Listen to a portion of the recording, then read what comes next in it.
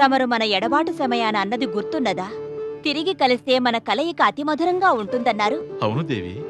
కాని ధరిత్రిలో నన్ను మీ నుండి దూరం చేసే ప్రయత్నాలు సాగుతున్నవి. దేవతలు దానవులు మీ నుండి నన్ను వేరు చేయడానికి చూస్తున్నారు. ఒకరితో ఒకరు యుద్ధానికి దిగుతున్నారు. కమలనైనా సాగరాన ఉద్భవించి తొలిసారి నేను తమరినే తలుచుకున్నాను. తమ నుండి ఒక్క క్షణమైనా ఇక వియోగాన్ని సహించలేదు. మహాదేవి, సుందర వనానికి వసంత ఋతువు ఒక్కటే శాశ్వతం కాదు. గ్రీష్మ ఋతువును కూడా భరించవలసి ఉంటుంది. అదేవిధంగా జీవనంలో కలయికలోని ఆనందం ఒక్కటే శాశ్వతం కాదు దేవి. వియోగ భారాన్ని భరించాలి. ఎప్పటికి తొలగుతుంది ఈ వియోగ భారం? నేను మీ దానిని, మీకోసం జన్మించాను. తమకు దూరంగా ఉండే ఆలోచన సైతం నేను భరించలేకున్నాను. మహాదేవి, ఈసారి సాగర మథనంలో సాగరపుత్రిక రూపంలో జన్మించావు. అందువల్ల నీవు ధరిత్రి నియమాలకు కట్టుబడే ఉండాలి. ఆ నియమాలను ఉల్లంఘించలేను దేవి. ధరిత్రిలోని సకల ప్రాణికోటి వలనే నీ భాగ్య విధాత కూడా బ్రహ్మదేవుడే. నీ భాగ్యరేఖలో ఆ విధాత ఏమి రాశాడో అదే జరుగుతుంది. అయితే బ్రహ్మ వద్దకే వెళతాను. ఆయన్నే అడుగుతాను, నా పట్ల ఈ అన్యాయం ఎందుకు జరుగుతున్నదని, తమ నుండి ఎందుకు దూరం చేస్తున్నారని.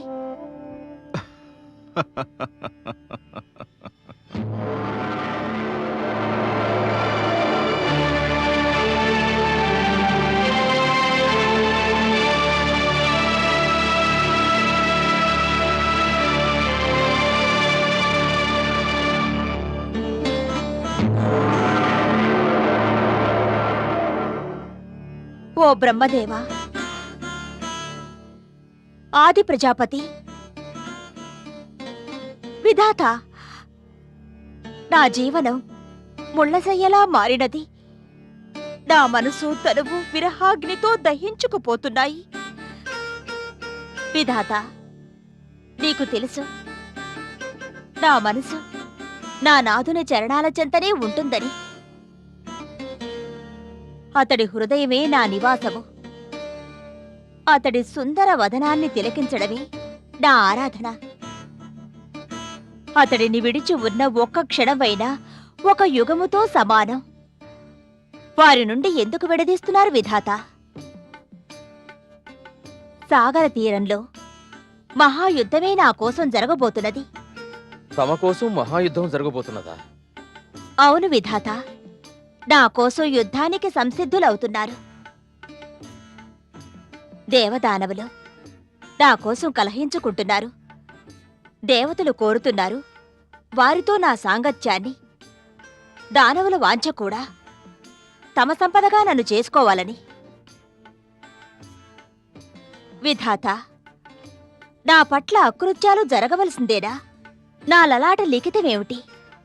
దేవి, అవశ్యముగా ఇది అపచారమే. కాని నేను తమ కోసం మాత్రమే కాదు, సకల స్త్రీల కోసం ఒక నియమాన్ని నిర్దేశించాను. ఆ నియమానుసారం నారి తనకు తానుగా ఇష్టపడితే తప్ప ఆమెపై ఎలాంటి అధికారము చలాయించతగదు. కాని వారి అధికారం సాగుతున్నదే.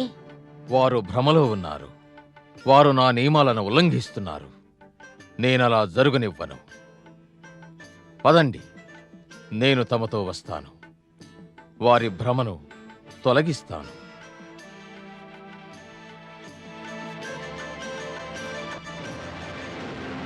దేవతలారా, మన మధ్య సయోధ్య నశించుటకు కారణము మీరే, మేము కాదు. మేము కోరేది ఒక్కటే, సాగర కంజరము ఆ పరం చేయండి. స్నేహం కొనసాగేదప్పుడే. ఇది అసంభవం కాలకేతు. నీ కోరికను మన్నించలేము. ఏ విషయమై యుద్ధం చేయవలసి వచ్చినా మాకు ఏ చింత లేదు. పదండి వీరులారా, ఆక్రమించండి. ఆగండి!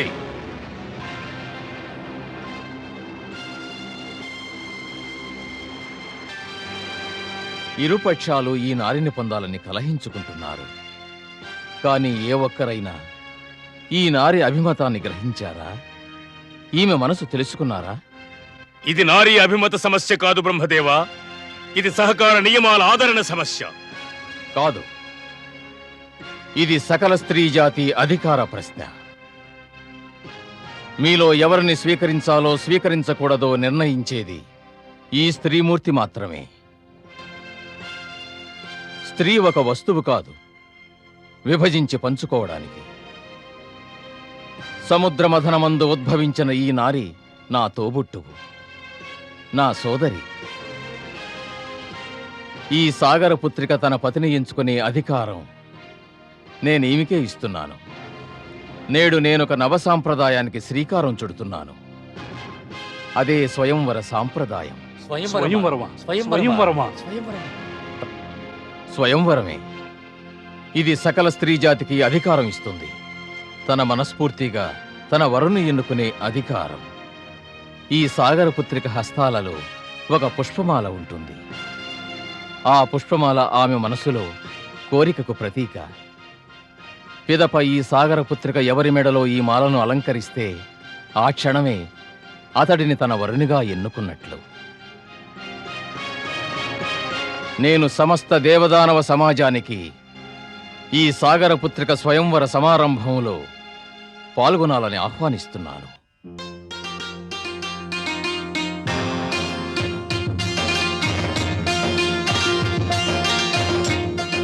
అచల, నాకు చాలా బాధగా ఉన్నది. ఎందుకు దానవరాజా? నాకు అనుమానముగా ఉన్నది. ఆ చంద్రముఖి నన్ను వరించదేమోనని. తమనే వరిస్తుంది దానవరాజా.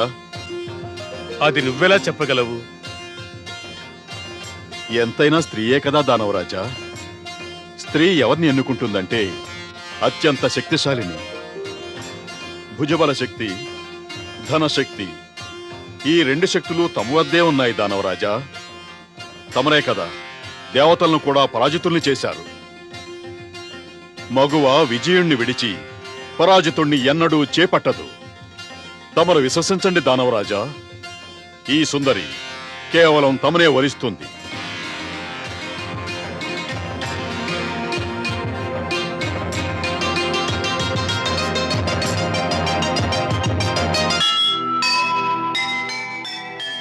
సాగర సుందరి కోసము సమరానికి సన్నాహము, కాంతను పొందే పంతముతోనే అంతమాయెను స్నేహము.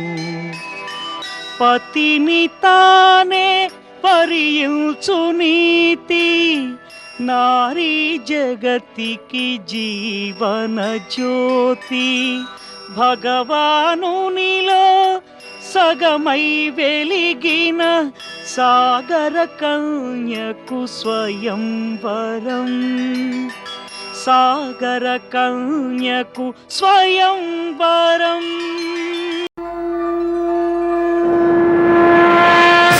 విష్ణువు